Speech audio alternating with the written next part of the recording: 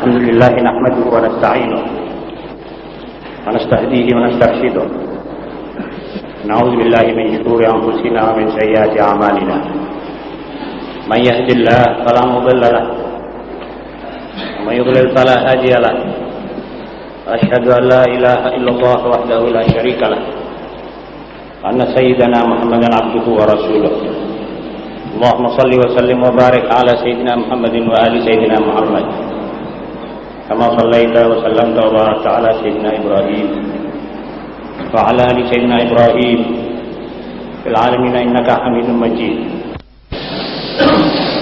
Sidang majelis ta'lim yang saya hormati, saya kira tak ada yang lebih afdal bagi kita umat Islam yang hidup di abad ini dan khususnya dewasa ini, tidak ada lebih afdal daripada mengurus diri kita sendiri, mengurus intern kita umat Islam, mempertinggi kadar kecerdasan kita punya umat dan menumbuhkan kembali kader-kader kita. Itulah menurut anggapan saya pekerjaan yang paling afdal yang kita lakukan dewasa ini.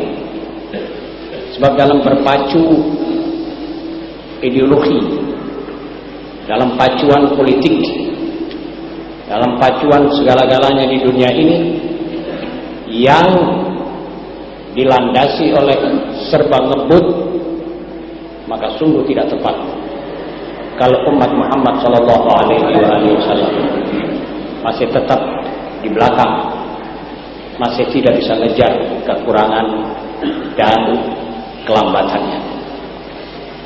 Itu semua harus dimulai dengan rumah tangga. Dan rumah tangga itu harus kita mulai dengan masalah anak. Mendidik, mengajar, dan mempertumbuhkan kecerdasannya anak itu. Kalau dalam minggu-minggu pertama saya sampai 3 seri mengumpulkan masalah pendidikan anak, maka sekarang saya akan bawa saudara dalam ambang bagaimana mengajar anak itu menurut sistem Islam dan yang dimaukan oleh Islam. Mendidik anak memang perlu pengalaman yang biasanya dicari oleh orang di luar negeri. Orang luar negeri mencari pengalaman dalam pendidikan dan pengajaran.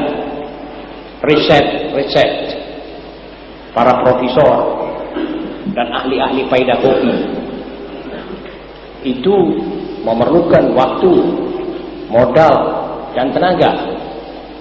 Tetapi bagi kita umat Muhammad SAW, jika kita tidak cukup modal, tidak punya kader-kader sarjana, dan waktunya sudah mendesak seperti sekarang ini, maka cukuplah kita membuka khazanah perbendaharaan kitab-kitab dan buku-buku Islam yang ditinggalkan oleh ulama beberapa generasi sejak tahun 1 Hijriah sampai ke 1400 ini. Cukuplah kita membuka lembaran khazanah yang luas, yang besar. Buku-buku pendidikan dan pengajaran akan kita temukan dengan mudah. Walaupun kita terpencil di sebuah kecamatan di Bangil ini, kita tidak akan ketinggalan dengan umat yang paling modern dalam pendidikan. Asal sistematikanya Islam itu kita perhatikan baik-baik dan kita terapkan selengkapnya. Sudah barang tentu yang kita buka pertama lembaran Al-Quran, kemudian apa yang disunnahkan oleh Nabi Muhammad SAW, seperti catatan-catatan yang saudara miliki 3 majelis yang lalu itu. catatan berseri tentang pendidikan dan pengajaran. Setelah itu kita buka buku para ulama Faidaquhi, pendidikan jiwa seperti Imam Ghazali, Ibn Athaillah As-Sakandari, Ibn Waskawai, dan Asy-Syatibi. Jika pada 3 majelis yang lalu itu kita berbicara tentang pendidikan akhlak dan kejiwaan, bagaimana mencetaknya manusia yang berakhlak, bermoral, berkarakter sejak ia kecil, maka dengarlah sekarang Al-Imam Asy-Syatibi dalam kitabnya Al-Muwafaqat jilid ketiga, beliau berkata, bagaimana kita mulai mengajar anak? Kata beliau, babak pertama antara 4 dan 7 tahun anak harus disuruh menghafadzkan Quran. Karena seorang anak dalam umur sekian biasanya tidak mempunyai persediaan untuk menyeleksi, memilih mana yang benar, mana yang tidak benar. Apa yang masuk dalam telinganya akan dicernakkan oleh otaknya dan diterima olehnya sebagai ideologi. Kalau ideologi kafir, ya kafirlah anak itu mulai 4 tahun. Dan itulah sabda Rasulullah SAW. Fa'abawahu yuhawwidanihi aw yunassiranihi aw yumajjisani. Anak itu lahir putih, bersih, polos, tapi kedua orang tuanya lah yang menyebabkan dia kafir dan atau menjadikan dia muslim. Jadi sesuatu yang tidak perlu diragukan, yang sudah steril, seperti obat itu burwater, tidak ada baksilnya, tidak ada kekeliruannya, tidak ada salahnya, adalah Quran. Masukkan itu Quran dalam otaknya ini anak, kata Imam Asy-Syatibi. Belum apa-apa, jangan diajari apa-apa. Ini dulu. Kalau itu anak sudah menerima kebenaran mutlak yang menurut firman-Nya Allah, la ya'tihil batilu min baini yadayhi wala min khalfih, maka anak itu sudah immune. Kata orang Belanda, vaksine lagi. Sudah seperti kalau ada wabah, itu wabah cacar, sudah disuntikkan dia. Tidak dikhawatirkan ini anak. Tidak dikhawatirkan keliru, keblinger. Keblinger itu artinya yusirru 'alal ghalat. Mengikuti kesalahan itu secara terus-menerus. Tidak bisa dijawil orang untuk segar. Tidak bisa ditegur untuk ingat. Tidak bisa dipeki di kupingnya supaya dia sadar. Salah dia pakai terus salah. Itu karena ramuan rohnya tidak kena vaksinasi. Dan satu-satunya obat yang tidak ada penyakitnya, satu-satunya paham dan ideologi yang tidak ada kelirunya adalah ideologi yang diturunkan oleh Allah.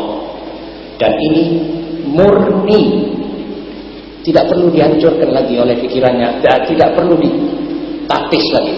Kasih dia seperti susu ibunya, tidak ada baksil, bersih. Dikasihkan bayi, dicernak oleh perutnya dan jadi sehat. Ini pendapat Al-Imam Syatibi rahimahullah. Sudah kemudian kata dia, dalam waktu tertentu, tiap harinya di waktu dia senggang, ia diajar riyadhah. Riyadhah itu senam. Kalau bahasa asing exercise. Senam otak dan senam badan. Senam otak ilmu hitung. Ini lir plan dan sistem pendidikan menurut pengajaran menurut Islam. Dikasih senam. Jadi senam itu riyadhah aqliyah. Itu ilmu itu. Sesuai dengan umurnya, dan itu nanti ditingkatkan sedikit demi sedikit. Kemudian riyadhah jasadiyah. Senam badaniyah. Disuruhnya dia lari, renang, dan diajar perang-perangan, anggar. Jadi itu anak mulai umur sekian itu sudah badannya digerakkan untuk sesuatu yang ada penting buat dia di kelak di kemudian hari. Saudara-saudara, kalau dia lulus dengan angka baik, dia ditingkatkan dengan pekerjaan tangan. Dan di tingkat ketiga dengan falsafah dan sejarah. Artinya itu anak sudah umur belasan tahun. Dan tingkat keempat dengan ilmu-ilmu eksakta dan ilmu-ilmu falsafah yang memungkinkan ia menjadi seorang ahli mantik, ahli falsafah, ahli fikih, ahli hadis, dan juga kedokteran dan juga pembangunan. Saudara akan heran sekali kalau saudara tanya tentang sejarah Abu Ali Ibn Sina yang tidak ada universitas waktu itu. Bagaimana dia bisa membuat satu teori kedokteran yang lengkap tentang demam gapat, tentang penyakit menular. Itu kira-kira 800 tahun sebelum sekarang, belum ada universitas. Sedang universitas di Eropa dan di sini, di mana-mana sekarang ini tidak ada universitas kedokteran yang tidak kenal Ibn Sina. Dan teori-teorinya masih terpakai di abad yang paling modern di dunia sekarang ini. Dari mana itu anak sekolah? Ya dari sistem-sistem seperti ini yang kita campakkan, kita kalau bahasa Jawa kita kipatkan, kita buang. Nanti saya sebutkan apa akibatnya. Saudara-saudara, dan sistem pengajaran menurut Asy-Syatibi harus dengan munaqasyah. Tidak dihafalkan teori-teori saja, tapi diajak diskusi, mubahasah. Ini yang masih memakai ini saya pernah lihat di universitas di Tunisia dan Aljazair. Jadi mengajar itu dengan munaqasyah, tidak didikte saja. Terus dia ngapalkan, terus satu waktu lupa jadi nol kembali. Dimasukkan dengan taksib, dengan cara munaqasyah. Pernah itu guru nanti berdiri di mukanya anak setelah mengajarkan tentang tauhid. Lantas itu guru mengatakan, saya sekarang ini adalah orang ateis, akan mendebat kamu. Kamu jawab. Nanti dia mulai berbicara, di dunia tidak ada Tuhan. Teori Tuhan adalah palsu. Coba jawab, Ustaz. Dia jawab lagi. Dia ajak diskusi sehingga teori ketuhanan itu matang. Jadi filsafat. Sebab ini landasan. Dan begitulah dalam segala-galanya itu diajak mubahasah.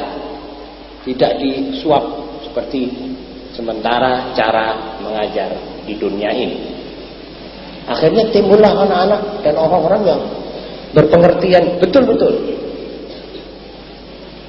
Saudara-saudara yang terhormat, Lehrplan menurut itu dipakai oleh Al-Azhar sampai tahun 1350. Jadi 50 tahun penghabisan dari sekarang diputar caranya oleh Inggris, dipakai karena itu Mesir terjajah.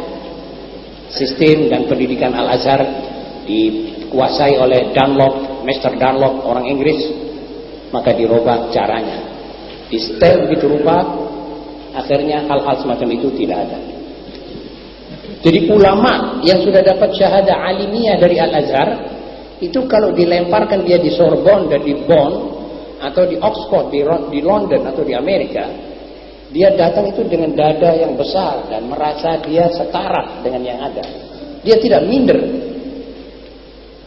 Sebab dia punya ulum nazariyah, bersedia berdebat, berdiskusi dalam sejarah, dalam falsafah, dalam mantik, dalam semuanya. Jadi tinggal nambahi saja apa yang belum dia terima, misalnya international law, undang-undang internasional dan sebagainya, itu nanti diterimakan, sudah dimasak cepat, dia kembali ke Mesir. Tidak bisa dipakai oleh dosen-dosennya di Prancis sebagai kuda tunggangan untuk menyebarkan kebudayaan Prancis di negerinya atau dijanji fulus. Ini orang tetap memegang teori tasawuf, sebab dia di Al-Azhar atau di Al-Qayrawan atau di lain-lain universitas itu sejak kecilnya dipakai teori tadi itu. Quran dulu, Jadi ini anak ilmiah. Penghabisan orang yang pergi ke Perancis dan kembali, almarhum Dr. Syekh Abdul Halim Mahmud, rektor Al-Azhar, yang penghabisan meninggal. Itu penghabisan orang pergi ke Perancis. Dia dapat syahadat Kamlut dari Sorbonne, yakni kalau bahasa Belanda cum laude, satu ijazah yang istimewa. Tentang beberapa pembahasan dapat titel doktoral. Dr. Syekh Abdul Halim Mahmud, orangnya sufi, warak, sampai dia wafat, meninggalkan sekian banyak kitab. Juga Shaltut, juga lain-lainnya itu sebayanya Abdul Halim Mahmud. Saudara-saudara, cara itulah yang dipakai oleh umat Islam sejak generasi pertama. Tapi lantas dunia berubah.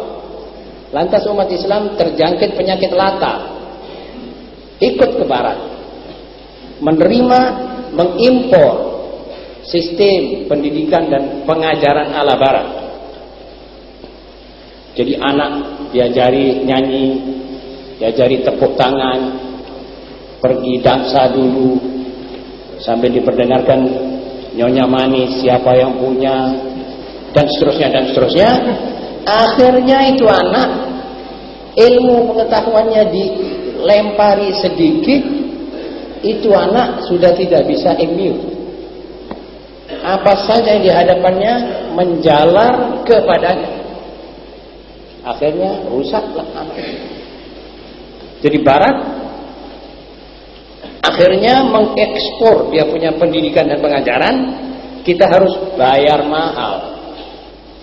Mata pelajaran tidak seberapa, namun kita harus membuka ke negeri kita untuk penyerbuan ideologi mereka dengan embel-embel kristianisasi sebagai imbuhnya. Jadi inilah kebudayaan kami, imbuhnya ini. Akibat buat manusia yang menyimpang dari ajaran Nabi Muhammad SAW, ini dirasakan oleh orang-orang Syria, dirasakan oleh orang-orang Palestina yang sekarang digenjot, digencet ini. Akibat mereka mengimpor tanpa batas, dikasih embel-embelnya dan imbuhnya, akhirnya ini negerinya. Saudara tahu orang-orang Palestina, saudara tahu orang-orang Arab di Syam, itu orang-orang cerdas sih, tidak kalah dengan Yahudi. Dan yang mengerti ini adalah tonggo-tonggonya Eropa. Times, majalah Time menulis tentang kecerdasan orang-orang Palestina. Dia bilang kalau dia orang membuka industri, dia orang bisa memperkembangkan cepat. Sampai di negeri-negeri mana dihasuti orang. Sekarang mereka dilemparkan, diusir dari tanah airnya, diusir dari rumah tangganya, diusir dari pekerjaannya, dan sekarang tidak boleh kembali lagi. Tanah-tanah yang belum dijajah sudah direbut. Itu akibat dari pendidikan dan pengajaran. Karena itu saya turunkan dalam diktat ini yang ke-14 masalah pengajaran. Saudara-saudara, penting. Lantas yang kedua, bicara tentang masalah pengaruh ahli-ahli fikir.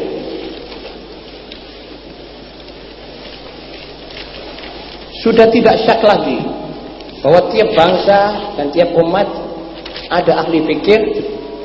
Ini yang dikatakan Karen atau brain trust, dan otak yang memikir, dan orang pelaksana. Kaum politikus atau grup politician adalah pelaksana.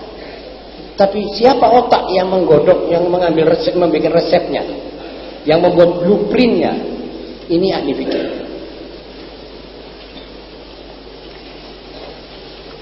Pentingnya mereka berada di tempat yang tertinggi menurut ajaran Sayyidina Ali, bahkan di atas kaum politik. Maksudnya adalah oposisi yang mengamat-amati jejak sesuatu pemerintahan harus dari orang-orang ahli fikir yang setia, yang loyal. Tidak oposisi yang diajarkan oleh Barat, ngerongrong satu pemerintahan untuk dijatuhkan lalu dia berkuasa. Itu oposisi bukan lillahi ta'ala. Oposisi untuk rebutan kursi. Kalau Islam tidak, amar ma'ruf nahi munkar dasarnya. Sayyidina Ali bin Abi Thalib radhiyallahu taala anhu pernah menjadi oposisi kepada Sayyidina Utsman. Waktu Sayyidina Utsman ditegur oleh Sayyidina Ali tentang masalah keuangan, Sayyidina Ali tidak sependapat, datang. Dan Sayyidina Utsman juga ditegur tentang beberapa staf pembantu kepresidenannya, seperti Marwan ibn al-Hakam. Sayyidina Ali mengatakan Marwan ini copotan. Ini orang tidak bisa menguntungkan kamu. Ini buktinya perbuatannya. Ini oposisi. Tapi Sayyidina Ali tidak maksudnya merebut Sayyidina Utsman. Tidak. Ini namanya ahli fikir.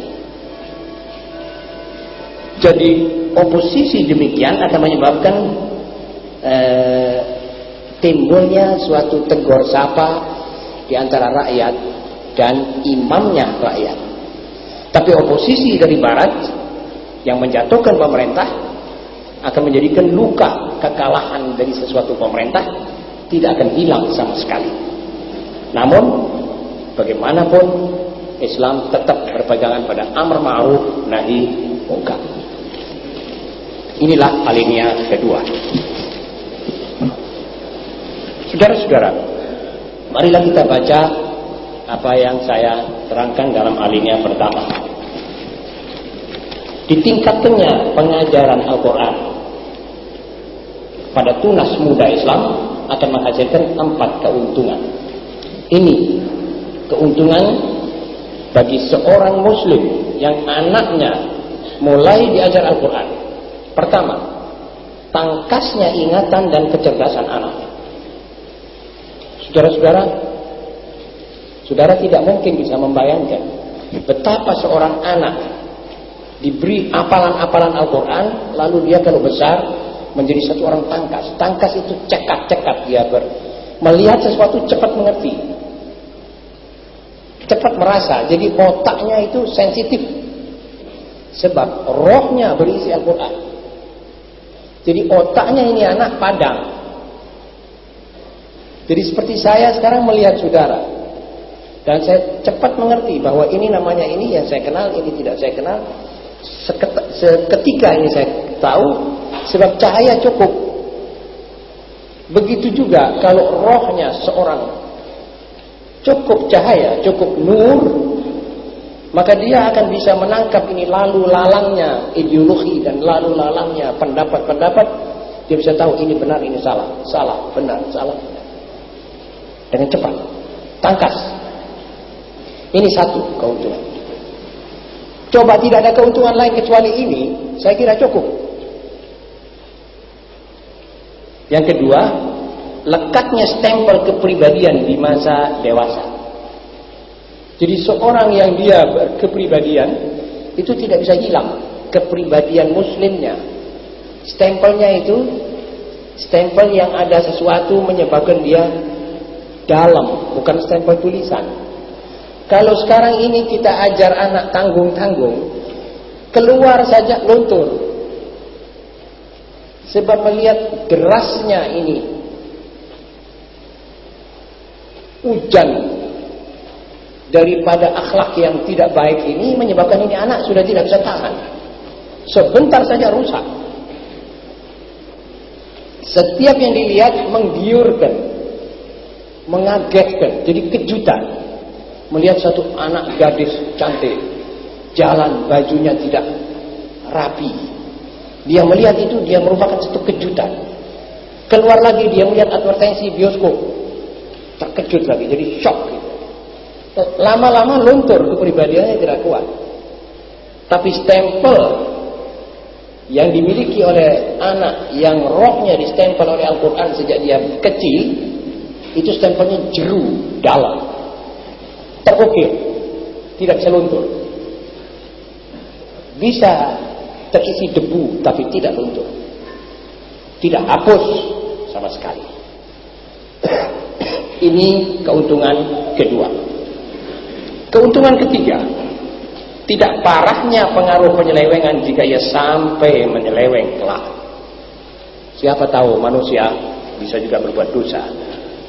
Kalau ini anak sampai nyeleweng, kalau ini setir sekedar sedikit bergerak, tidak sampai selip dan hancur sama sekali, tidak. Ya paling tidak dia nyeleweng dan kembali lagi. Sebab di dalamnya ini sudah ada petunjuk. Nanti petunjuk yang tadinya berupa ayat-ayat yang dia tidak mengerti, kemudian prosesnya memutar dia sampai dia mengerti ayat itu isi Al-Quran merupakan penegur. Seperti orang yang liwat mendengar satu suara, ini tidak betul, ini tidak betul, dan dia kembali mundur. Seketika itu mengatakan dia, astagfirullah. Tidak parah. Ini penting. Sekarang berapa anak muslim hanyut sama sekali, sudah tidak kenal orang tuanya, tidak kenal keluarganya, dan tidak kenal familinya sama sekali. Dia keluar real. Sampai akhirnya dia sudah keluar dari agama Islam sama sekali. Dan kalau betul sampai anaknya para kiai sekarang ini katanya banyak yang masuk kepada agama-agama yang lain. Yang keempat, lancarnya ia dalam mengutarakan pendapat-pendapatnya. Saudara-saudara, abad ini abad orang bertukar pikiran. Betul? Abad ilmiah. Abad masing-masing akan beradu dengan perang lidah. Otak harus tangkas, lidah harus lancar berbicara. Kalau tidak, saudara akan dilipat oleh orang-orang yang menjual ideologinya. Dan pemuda yang hafal Al-Quran, ada isi Al-Quran, dia sering mendengar ayat-ayat Al-Quran, maka pemuda itu akan bisa mengutarakan. Kalau dia menjadi seorang khotib, dia akan menjadi khotib yang orator, betul, yang lancar. Coba perhatikan dalam sejarah. Khotib-khotib yang saya sendiri pernah mengalami dan dekat dengan mereka, seperti Hasan al-Banna, seperti Dr. Said Ramadan, seperti As-Sa'alibi, seperti itu, orang-orang semuanya hafal Quran itu semua. Lancar, dan kalau membawa satu makna itu menyebabkan orang bisa bangun duduk di tempatnya masing-masing tanpa agitasi, tapi mengingatkan kita akan keadaan dan fakta-fakta keadaan. Orang bisa bangun duduk seperti diumbulkan gitu dari shock kata-kata yang itu hampir rata-rata hafal. Ini faedahnya Al-Quran. Tinggal kita sekarang yang tidak mempunyai cara begini, ya kita ajar kita punya anak-anak di rumah. Kita suruh mereka pergi ke langgar, ke masjid, dan insya Allah masjid-masjid kita terbuka untuk mengajar Al-Quran, mengajar membaca Al-Quran, bahkan kalau bisa dilatih untuk hafal sekaligus.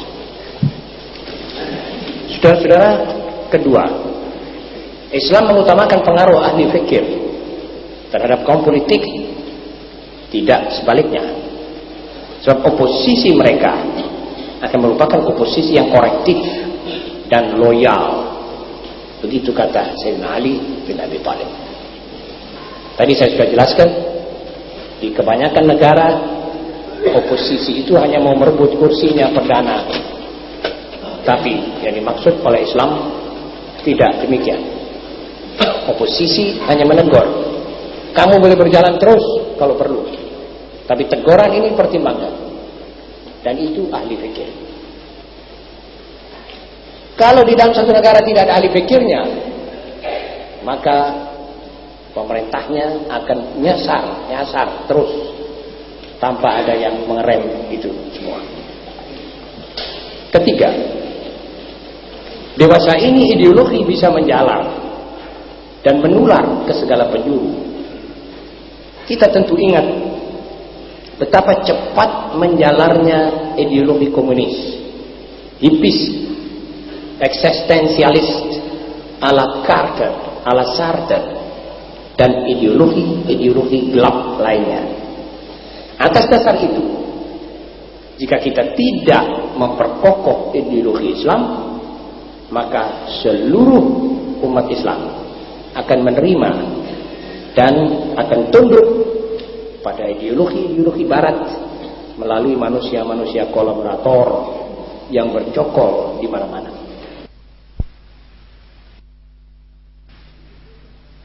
Dikejutkan dengan fakta ini. Tidak perlu kita terkejut, tidak perlu kita marah, tidak perlu kita mencurigai. Ini fakta. Masing-masing di dunia harus mempertahankan ideologinya, dan ini benar, dan ini hak, dan ini kemanusiaan, dan ini undang-undang kemanusiaan. Hak asasimu, kamu pertahankan ideologimu sebelum apa-apa. Kalau ideologimu kamu pertahankan kokoh, maka tanah airmu akan tertahan juga, kamu bisa pertahankan. Jadi pertama ideologi. Manusia yang tidak berideologi, manusia yang ideologinya ngambang, maka dia tidak bisa mempertahankan negaranya. Bahkan, maaf, dia akan mengundang penjajah untuk datang. Lihat Taraki, lihat Babra Karmal, dan di Afghanistan diundangkan Soviet Uni, diundangkan beruang lapar masuk ke negerinya. Itu karena dia tidak mempunyai ideologi yang dia pertahankan. Dan ideologi adalah agamistis, baru mantap. Ini pengalaman dunia semuanya. Saudara-saudara, orang yang tidak punya ideologi, dia akan membebek saja, meniru. Dia akan mudah menerima telepon, lalu dia berbicara menurut isi telepon dari temannya tadi. Ini orang berat diajak berkawan, apalagi dijadikan dia atau diserahi kepemimpinan. Saudara tahu, dunia ini berbagi dua, Islam dan non-Islam. Yang non-Islam sudah terang membenci kepada Islam, dan ini jelas tidak menjadi aib buat Islam, dan tidak menjadi cacatnya Islam. Kalau dunia mengeroyok dia, dia satu-satunya kebenaran yang dicari, tapi tidak mau orang menerimanya, akhirnya dimusuhi. Tidak menjadi soal. Tapi yang menjadi soal kalau seorang Muslim ikut-ikutan kepada yang mengeroyok Islam. Pertama manusia yang saya ingat mengatakan bahwa Khomeini gila adalah Brzezinski. Dia yang memimpin Pentagon, Kementerian Pertahanan Amerika. Ini kata-kata Brzezinski, Khomeini gila, terus diambil over oleh kawannya dia di Mesir, Anwar Sadat, mengatakan Khomeini gila. Diambil over lagi oleh kawannya di Irak, Saddam Hussein, mengatakan Khomeini gila, untuk memuaskan hati majikan mereka itu di Amerika. Khomeini tidak gila, Khomeini menggembarkan dunia. Kalau dia orang mengatakan gila, ya apa boleh buat. Kok Khomeini manusia sekarang? Nabi Muhammad SAW baca Quranmu wahai kaum muslimin, mengatakan, orang kafir mengatakan engkau ya Muhammad gila, innaka la majnun. Quran. Tapi apakah benar Nabi Muhammad gila? Kalau sudah manusia karena terakum tidak bisa melihat tak jarinya sendiri, saudara apa itu yang mana ini? Jari yang berangka 2 tidak dilihat, apa matanya yang salah? Kalau sudah seorang merasakan air tawar seperti jadam, yang mana yang saudara salahkan? Airnya yang tawar apa lidahnya yang sakit?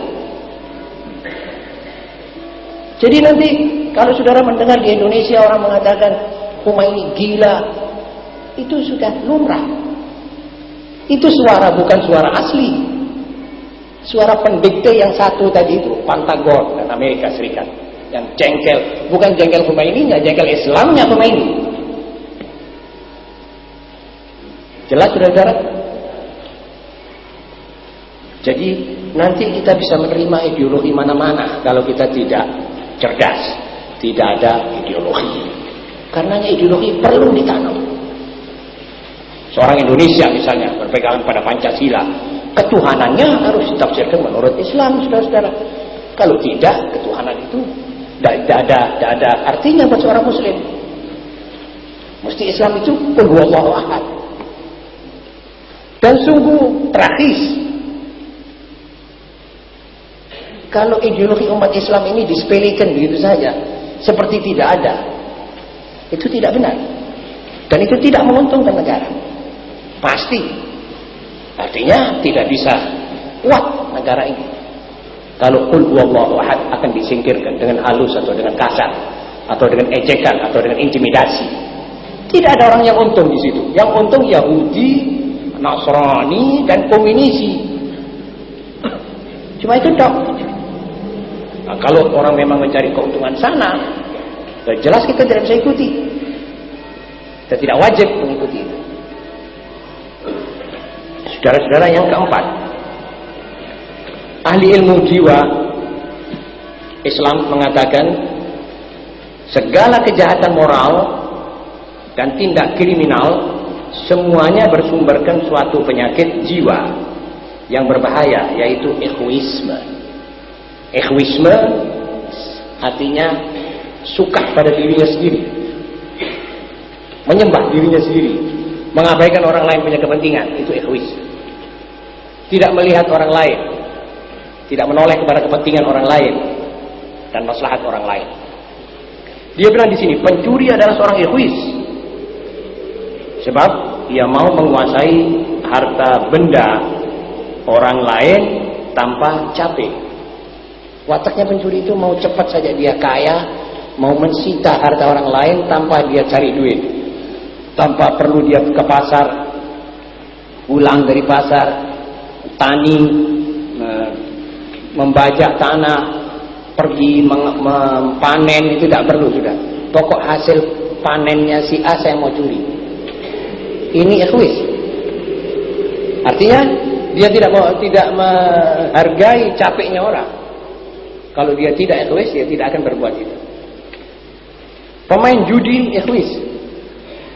Karena apa? Karena ia ingin untung walau dengan memiskinkan orang lain. Tukang main judi itu sebetulnya egois.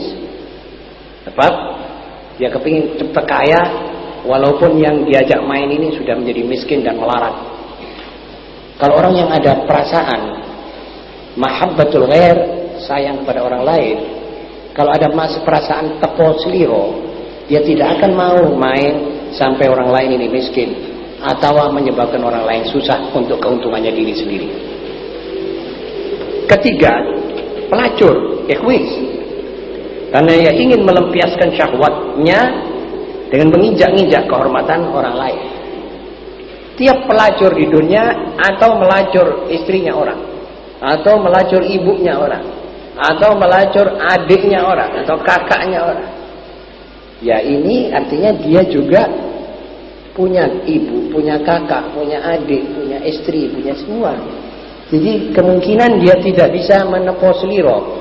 Kalau saya punya kakak, kalau saya punya ibu, kalau saya punya istri yang dizinai orang ini, bagaimana perasaan saya?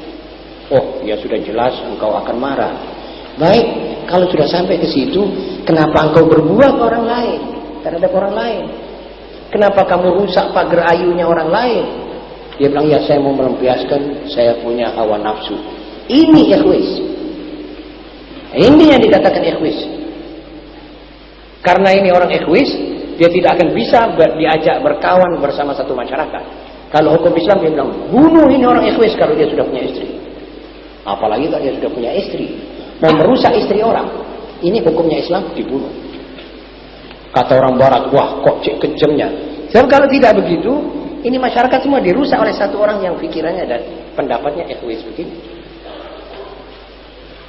Nah kalau orang memang tidak ada maksud ke situ, kenapa keberatan? Kenapa keberatan tangan pencuri dipotong? Oh, kita tidak mau niat mau mencuri kok. Takut apa? Bismillah, jalankan. Yang keberatan itu justru dia ngedang ada apa-apa. Justru ya dia tukang copet atau apa sehingga dia keberatan. Nanti saya tidak bisa aksi. Tidak bisa saya jalankan saya punya aksi. Mungkin begitu. Tapi kalau tidak keberatan, kalau tidak akan berbuat, buat apa dia keberatan? Tidak masuk dalam akal sama sekali. Yang keempat, penakut egois. Karena ia ingin selamat terus. Orang yang penakut itu juga egois. Kalau dia tidak mau mati, tidak mau risiko, tidak mau kurang apa-apa, dia bilang lebih baik saya kancingan pintu saja, saya selamat. Dia kira betul-betul dia akan selamat. Kalau sudah dunia ini dikukut oleh lawan negara misalnya, apa rumahnya ini orang tetap kancingan dibiarkan, juga digedor mesti sudah dipanjang. Jadi tidak luput daripada musibah juga. Jadi orang yang takut sebetulnya egois. Ya, apa kata orang Jawa? Pokok selamat. Ya, itu yang begitu itu orang yang egois, yang tidak mempunyai satu pendirian. Yang kelima, penghasut egois. Karena ia ingin nikmat-nikmatnya lain orang hilang dan pergi kepadanya. Orang yang suka menghasut. Kalau ada orang dapat kedudukan, dihasuti. Ini orang egois. Maksudnya dia itu supaya kedudukannya orang itu diberikan pada dia, tidak dikasihkan orang itu. Ada orang kaya. Kenapa itu orang kaya? Saya miskin. Dia hasut. Dia rongrong ini orang. Sampai jatuh atau tidak jatuh, dia sendiri yang jatuh. Ini orang egois. Pasti. Jadi tidak mungkin dia tidak egois. Egois itu mahabbatun nafs. Yang lebih daripada mestinya. Penyombong, egois. Karena ia melihat dirinya sendiri lebih dari orang lain. Apa sebab? Dari mana timbulnya penyakit sombong itu? Semua ulama ahli pendidikan, ahli jiwa mengatakan sombong itu datangnya daripada dia melihat orang lain rendah. Karena itu dia menyombongkan diri. Jadi seorang ulama, dia kira semua ini tidak ada yang seperti dia. Ini sombong. Dan ini egois. Dan dia mengafkirkan orang lain.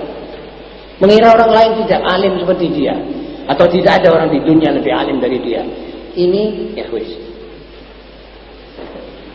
Jadi orang mengatakan, tawaduknya orang yang tidak egois mengatakan bahwa saya mengerti sedikit dan Allah yang alim, Allah yang lebih mengerti.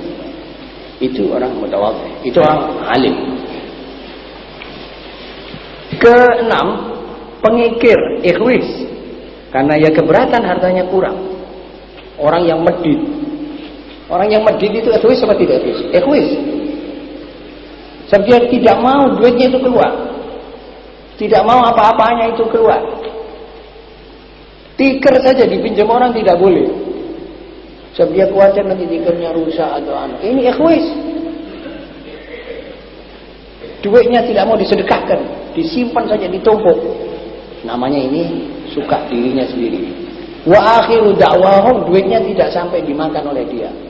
Habis dicuri pencuri atau dihambur-hamburkan oleh anaknya sendiri, oleh ahli warisnya. Jadi dia kasihan di dunia tinggal mengumpulkan saja. Akibat dari egois. Haji saja belum pergi berarti ya. Tukang fitnah juga egois. Karena ia ingin mengacau suasana supaya ia sendiri tenang. Kalau saudara tanya pada orang yang biasanya menjadi maaf-maaf durno, tukang fitnah, itu tentu saudara akan dengar dari hati kecilnya, oh saya ini kepingin dunia ini ribut, itu dia senang. Asal dia sendiri di rumah tangganya aman, senang, tidak ada apa-apa. Dan itu juga tidak mungkin terjadi. Dia suka mendengar orang sama orang berkelahi. Dia suka mendengar berita, wah sudah datang, sudah sampai ke mahkamah. Wah perkaranya pulang kalah. Kenapa kok kalah? Didatangi. Kenapa kamu kalah? Bangun lagi, jangan mau kalah.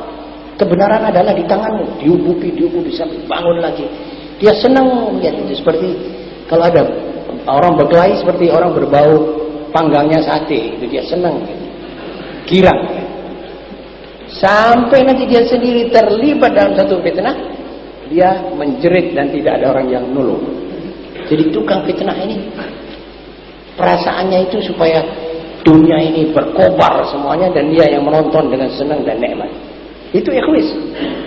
Itu orang yang suka dirinya sendiri. Pengumpat, ikhwis. Apa artinya pengumpat? Orang yang suka gunem orang, ikhwis. Sebab gunem orang itu lezat sekali dirasakan. Enak gitu kalau orang duduk-duduk gunem orang itu. Sampai ada orang yang mengatakan majelis atau tempat-tempat duduk yang isinya itu ghibah, itu orangnya di situ itu tidak sadar dari senangnya dia. Fulan itu begini. Sebab waktu itu dia merasa dirinya itu bebas dari kesalahan, bebas dari aib dan cacat, bebas dari dosa. Dia gunem sana, gunem sini. Jadi luk meriamnya itu menghadapi umat Islam sesamanya. Orang-orang kayak gini ini ditegur oleh Allah, ayuhibbu ahadukum an ya'kula lahma akhihi maitan. Berhenti sejenak. Dengar ini. Salah satu daripada kamu sukakah memakan daging bangkainya saudaranya yang sudah mati? Fakarihtumu. Maka pasti kamu tidak senang memakan itu. Jadi karena itu jangan mengumpat.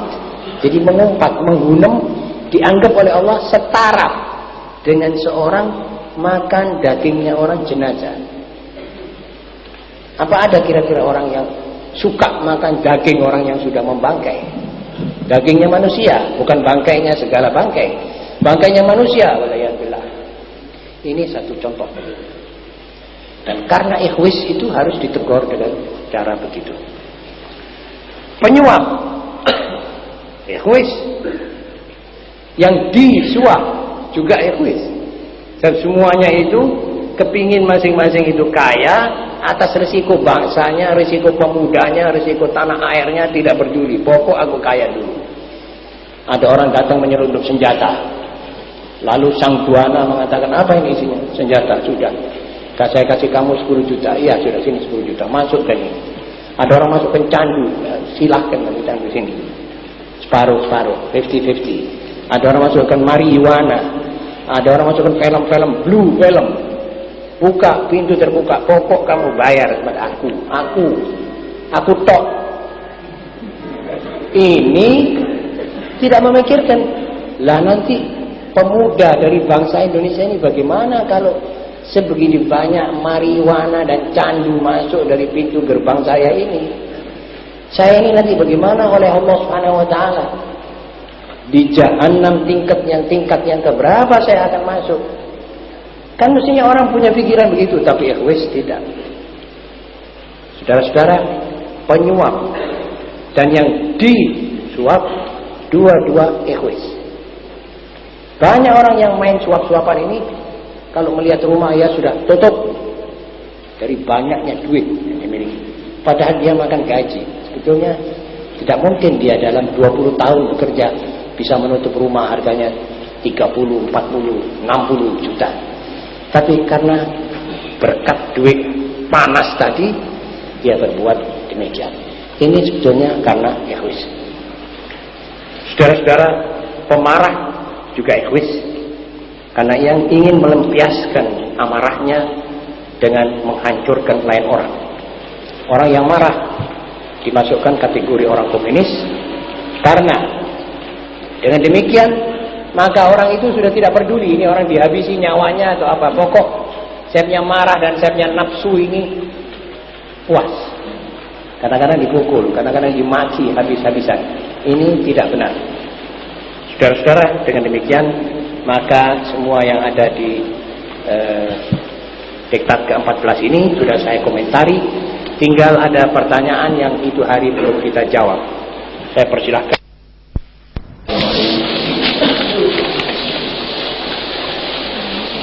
Pertanyaan dari saudara Hanjoko Kauman Tengah Bangit. Hanjoko Kauman Tengah Bangit. Ya. Silakan. Nah, ini pertanyaannya. Bagaimana hukumnya mayit dibuat praktek di fakultas kedokteran? Mohon penjelasan. Saudara penanya yang terhormat, sebetulnya mayit dipakai untuk praktek. Itu prinsipnya kalau memang keadaan darurat untuk mengetahui menambah pengetahuan ulama-ulama dan sarjana-sarjana kedokteran tidak menjadi apa-apa dengan syarat-syarat tertentu, yaitu habis itu badannya ditutup, dijalankan apa yang diwajibkan oleh syariat, yaitu memandikan, mengkafani, menyemayangi, mensolati dan menanamnya, dihormati lagi. Jadi bukan cuma dia deledel lalu dibuang atau tidak diupeni sebagaimana biasanya. Jadi untuk menambah ilmu itu semua bisa dilakukan dan dibolehkan dalam batas-batas tertentu. Tidak semua mayit dilakukan. Ya. Silakan. Yang kedua, dari saudara Mustaqim Gedung Ringin Tengah Beji Bali. Pertanyaannya, apakah masih ada salahnya hukum ciptaan manusia itu? Sebab hukum ciptaan manusia sendiri hanya memberi kebebasan bagi umat manusia masing-masing agama. Soal peradilannya menurut agamanya masing-masing. Bagi kaum muslimin harus pakai hukum Islam. Bagi orang Kristen harus pakai hukum Kristen. Apa katanya mencatat status kependudukannya? Sebab kalau tidak cara begini negara akan timbul kacau. Umpama di negara kita dibentuk negara komunis sedih tanpa agama, atau diambil salah satunya, umpama dipersatukan dalam agama Kristen, atau sebaliknya, bagaimana bagi satu-satunya untuk agama rela atau tidak buat penjelasan. Nah, saudara Mustaqim yang terhormat, pertanyaan saudara ini panjang, jawabannya juga panjang. Tapi apa salahnya kalau jawaban panjang itu saya singkat di sini, sisanya nanti saudara bisa ketemu sama saya di rumah, kita bentangkan seluas-luasnya. Jadi singkatnya itu sebagai berikut. Kalau saudara menanyakan apakah masih ada salahnya hukum ciptaan manusia itu, saya kira ya manusia bagaimanapun cerdasnya, bagaimana pinternya, juga pasti ada kesalahannya juga. Kalau kita mengatakan manusia tidak salah, itu kita yang salah. Jadi pasti ada kesalahannya. Namun yang penting di sini kita bicarakan itu tidak menyebar jauh-jauh. Kita mengerti dulu bahwa kita ini di sini, di bola bumi ini, diciptakan oleh suatu zat yang namanya Allah. Allah yang menempatkan kita di sini dan memperlengkapi kita dengan segala yang kita butuhkan. Bukan saja air, bukan saja oksigen, bukan saja apa, semua sudah. Tidak bisa dihitung. Wa in ta'uddu ni'matallahi la tuhsuha. Matahari yang menyinarkan vitamin lalu macam-macam itu semuanya lengkap. Masukkah dalam akal bahwa Allah itu tidak mempunyai suatu tata tertib yang dimaukan untuk seluruh manusia yang ditempatkan di sini? Bagi saya dan bagi ilmu mantek mengatakan tidak masuk dalam akal. Saudara kalau bangun hotel saja mesti ada tata tertib. Apa yang saudara kehendaki itu saudara cantumkan dalam tata tertib hotel ini. Tempat ini tidak boleh didatangi orang jam sekian. Tempat makan di lobi, tidak boleh makan di kamar. Telepon harus dipakai sampai jam sekian dan bayar sekian. Itu tata tertib harus dijalankan hotel, saudara. Besok kokot. Tapi ini dunia yang umurnya akan terus sampai dikukut oleh yang punya sendiri. Itu tidak masuk dalam akal kalau tidak ada hukum dan tata tertib. Karenanya Allah itu tiap generasi memilih satu orang pilihannya yang menurut term agama dikatakan nabi, diwahyu, diberi wahyu. Wahyu itu disuruhnya menyampaikan kepada kaumnya, disuruh mengajarkan itu. Jadi nabi demi nabi demi nabi sampai Allah memberi tahu umat manusia bahwa akan ada nabi pemungkas, pungkasan dari segala nabi, yaitu Muhammad SAW. Konsepnya universal, bukan lagi untuk satu bangsa. Kalau Nabi Isa misalnya, konsep yang dibawa untuk Bani Israel, Musa untuk Israel, semua nabi-nabi itu untuk kaumnya. Malah Nabi Adam untuk keluarganya toh. Tapi ini Nabi pemungkas ini, menurut Allah Taala, nanti kami akan utus ini manusia untuk seluruh manusia, generasi demi generasi sampai hari kiamat. Ini penghabisannya manusia. Konsepnya paling lengkap dan paling modern. Jadi tidak akan ada lebih modern daripada aturan yang dibawa oleh Nabi Muhammad SAW. Dan pasti, loh ini jaminannya, dengarkan jaminannya ini, pasti cocok untuk tiap bangsa dan tiap negara.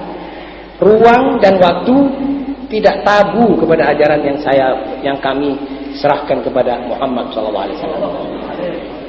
Itu loh, itulah karepnya Allah SWT. Itu jalankan. Tapi karena manusia tidak mau, ada manusia yang memegangi sesuatu yang sudah dimansuhkan. Ada satu manusia malah menolak ini. Ada malah manusia yang lebih lagi dari itu mengatakan Nabi Muhammad SAW itu gila, ajarannya kejam dan sebagainya. Ya dunia kacau. Sudah tidak usah nyalahkan apa-apa, sudah kita tidak usah tuding-tudingan bahwa ini saja sudah sumber kesalahan. Yang punya jagat memberi peraturan kita tidak mau. Ini sudah satu free kick. Dan free kick ini tidak bisa membawa suatu akibat yang baik. Jadi bagaimanapun juga, kalau ini negara atau negara lain tidak kembali pada apa yang dimaukan oleh Allah, ya negara tidak bisa tenang, tidak bisa aman, tidak bisa sentosa, dan tidak bisa makmur. Kalau tidak adil, tidak bisa makmur, dan seterusnya. Jadi keadilan adalah yang diatur oleh Allah itu. Keekonomi adalah yang diatur oleh Allah. Masalah kita belum tahu, ya kita boleh belajar. Kalau kita belum percaya, ya boleh tanya, boleh diskusikan. Aturan ekonomi mana yang lebih jitu? Yang dibawa oleh Muhammad atau yang dibawa oleh Malthus? Sekarang sudah terbukti, banyak sudah mereka membuang sendiri ajarannya sendiri. Salah satu surat kabar di Shanghai mengeluarkan pendapat bahwa karena pemerintah di sana memaksakan seorang cuma melahirkan satu anak, sekarang dikumpulkan ahli-ahli pendidikan dan pedagogi mengatakan, wah bahaya itu. Kalau orang lahir dengan satu anak, itu anak akan mempunyai cacat 4, penakut, manja, keterlaluan, tidak menghormat, dan tidak ada perasaan yang bisa mengimbangi orang lain. Mereka menolak, minta supaya pemerintah Shanghai minta meninjau kembali putusan itu. Dan banyak masalah-masalah ini yang dikeluarkan oleh manusia sebagai hasil dari risetnya, lalu didesakui dan dibatalkan sendiri. Jadi maksudnya Allah itu prinsip-prinsipnya saja ambilan daripada aku. Lantas kamu boleh perinci, misalnya Indonesia sesuai dengan ini, ya bikinkan begitu. Misalnya jekat itu sudah peraturan Allah.